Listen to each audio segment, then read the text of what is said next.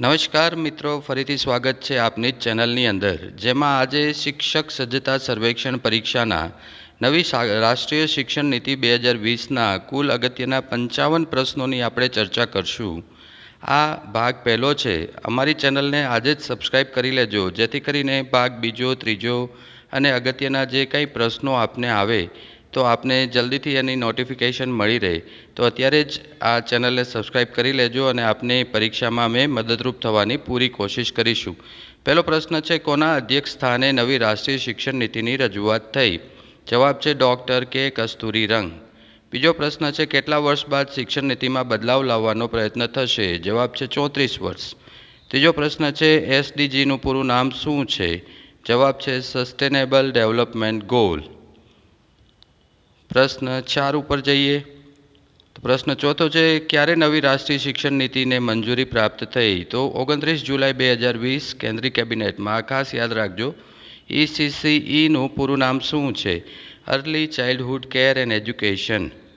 પ્રશ્ન છઠ્ઠો જોઈએ, 6 વર્ષ 3 થી 8 વય જૂથને કેટલા ભાગમાં વહેંચવામાં આવે છે? જવાબ છે 2 ભાગમાં। પ્રશ્ન 7મો છે, 5 વર્ષ સુધીના બાળકોને ક્યાં મોકલવામાં આવશે? તો જવાબ છે પ્રિપેરેટરી ક્લાસમાં અથવા તો બાલવાટિકાની અંદર। આ પણ ખાસ યાદ રાખજો। આગળ વધીએ, પ્રશ્ન 8 તરફ જઈએ। આશા છે કે આ પ્રશ્નો આપને પરીક્ષાની અંદર ખૂબ મહત્ત્વના સાબિત થશે। પ્રશ્ન 8મો છે, શાળા શિક્ષણ માટે નવીન શૈક્ષણિક માળખું કયું છે? તો 5+3+3+4, જે આપ જોઈ શકો છો કે ડિટેલ પણ આપેલી છે। ત્યાર પછીનો પ્રશ્ન છે, NPCPFCEનું પૂરું નામ શું છે? તો national curriculum pedagogical framework for early childhood education. લાંબુ નામ છે, યાદ રાખવાનો પ્રયત્ન કરજો, કારણ કે આવા લાંબા નામ પણ પૂછાઈ શકે અને જરૂરથી આપને યાદ રહી જશે। આશા છે પરીક્ષા તમારે આપવાની છે તો યાદ પણ આપને જ રાખવું પડશે। ત્યાર પછીનો પ્રશ્ન છે, NPCPECની રચના કોના દ્વારા કરવામાં આવી? તો NCERT દ્વારા। પ્રશ્ન 11મો છે, શાળા તત્પરતા મોડ્યુલ કોના દ્વારા તૈયાર કરવામાં આવે છે? તો એ પણ NCERT દ્વારા તૈયાર કરવામાં આવે છે। પ્રશ્ન 12મો છે, ધોરણ 1 માટેનું શાળા તત્પરતા મોડ્યુલ કેટલા માસનું હશે? તો જવાબ છે 3 માસનું। પ્રશ્ન 13મો, શાળા પરિસરને કેવું બનાવવામાં આવશે? તો જવાબ છે ડિસેબલ ફ્રેન્ડલી। શૈક્ષણિક કેલેન્ડરમાં શું ગોઠવવામાં આવશે? તો બેગલેસ ડે। આ સ્પેશિયાલિટી છે, આ તો ખાસ યાદ રાખજો, બેગલેસ ડે। વ્યાવસાયિક મૂલ્યાંકન કયા ધોરણમાં કરવામાં આવશે? તો ધોરણ 3, 5 અને 8માં। વિદ્યાર્થીઓને પ્રગતિને જાણવા માટે શાનો ઉપયોગ થશે? તો A1 બેઝડ સોફ્ટવેરનો। પ્રશ્ન 17મો, NTAનું પૂરું નામ શું છે? National testing agency. પ્રશ્ન 18મો જોઈએ, સર્વગ્રાહી પ્રગતિપત્રક એટલે કયું પત્રક? તો હોલિસ્ટિક પ્રોગ્રેસ કાર્ડ। નામ યાદ રાખજો, હોલિસ્ટિક પ્રોગ્રેસ કાર્ડ। પ્રગતિપત્રકમાં શાનો સમાવેશ કરવામાં આવે છે? તો સ્વમૂલ્યાંકન, સહપાઠી મૂલ્યાંકન તેમજ શિક્ષક મૂલ્યાંકનનો સમાવેશ કરવામાં આવે છે। આગળ વધીએ, પ્રશ્ન 20મો જોઈએ। અગત્યના 55 પ્રશ્નો આજે જ તૈયાર કરી લેજો મિત્રો। રાજ્ય કેન્દ્ર શાસિત પ્રદેશો દ્વારા કેટલી ભાષાઓમાં ભણાવવાનો નિર્ણય થશે? 3 ભાષાઓ દ્વારા।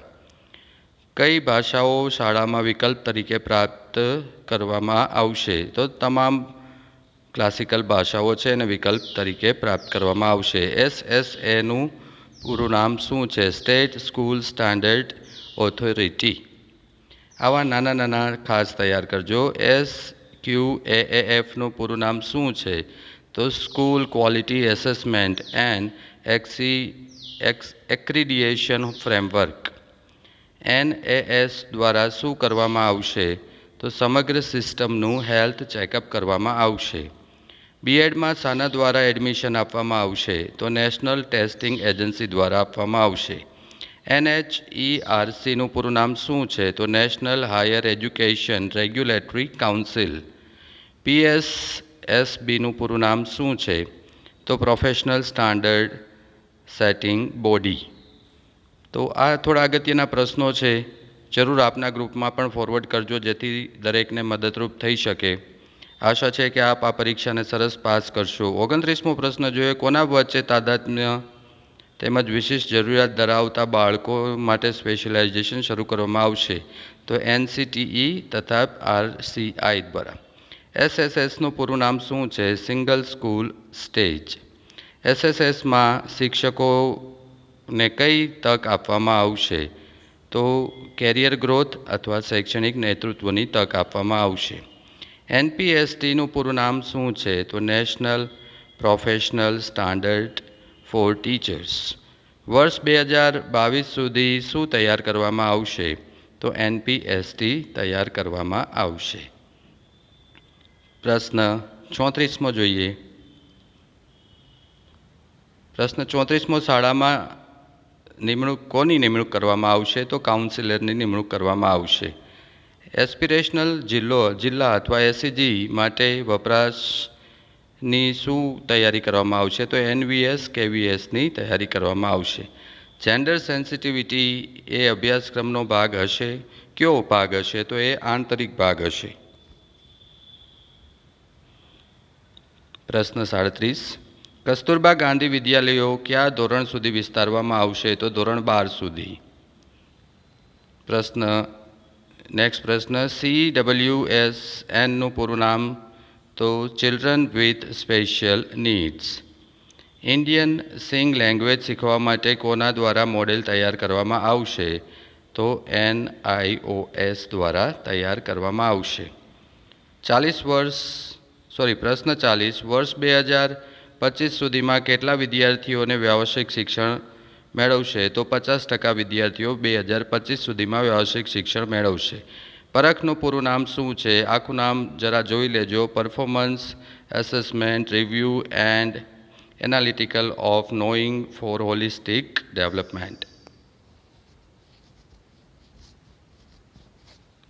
શાળાઓમાં કેવું ક્લબ સ્થાપવામાં આવશે? તો પ્રોજેક્ટ બેઝ ક્લબ સ્થાપવામાં આવશે.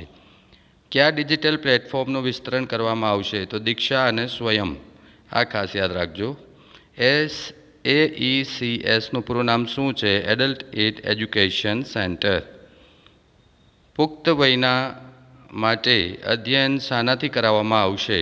તો જવાબ છે mobile application, online classes, courses અને સેટેલાઇટ TV દ્વારા કરાવવામાં આવશે.